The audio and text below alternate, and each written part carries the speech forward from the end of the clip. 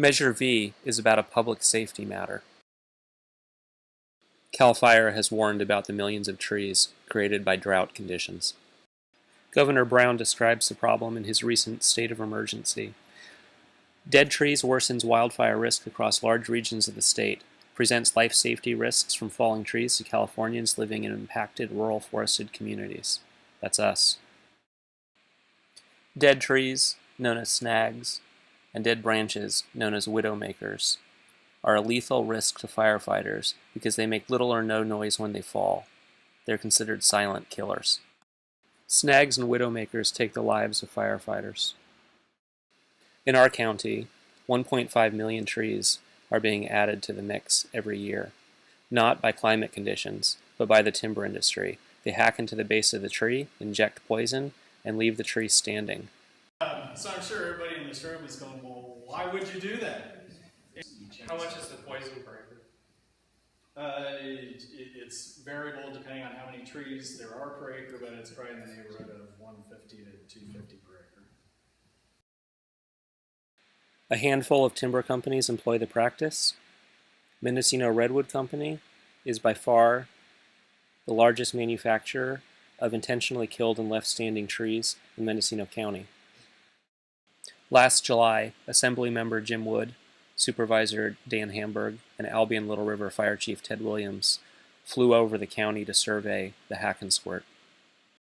And when you're flying down the Masonite Road and it's just miles and miles and miles of dead standing trees, that's not good.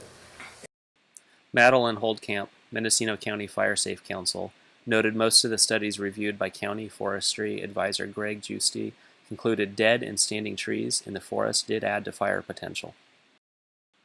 Science tells us rates of spread, flame lengths, and fire line intensities can increase significantly over the baseline, challenging effective firefighter response. And these unnatural fuel arrangements can lead to fires so intense you can't combat them with standard ground-based firefighting tactics. In 2013, John Romali, managing forester for Mendocino Redwood Company, admitted the fire risk created by their hack and squirt practice. John, there was a question about mechanical removal. Do you want to respond to that? I think Andy mentioned something about fire hazard. Yeah. And you're right, that's, having a significant amount of dead tanner can create a fire hazard. We do a lot of green belting by trying to either not treat within water courses. So for a fish-bearing stream, it would be 150 feet either side, so a 300-foot swath of not treatment. Same with class 2, certain class 2, which are water-bearing, non-fish-bearing streams. And we also either notify or don't treat within 300 feet of adjacent landowners or within 1,000 feet downstream. So we have a number of buffers. Mr. Landis had mentioned that there were some people up by Kamshi where we had treated up to their property. He's absolutely right. That was a mistake. We had a problem with the property line, and so we went 300 feet from that property line and spent about $10,000 and cut all of that down and lopped it onto the ground just to reduce the fire hazard. As far as the threat to firefighters, a good incident commander, a fire chief, knows his area. If there are hazards in the area, if the area has been treated, he knows that. He is not going to send his people in there for the hazard.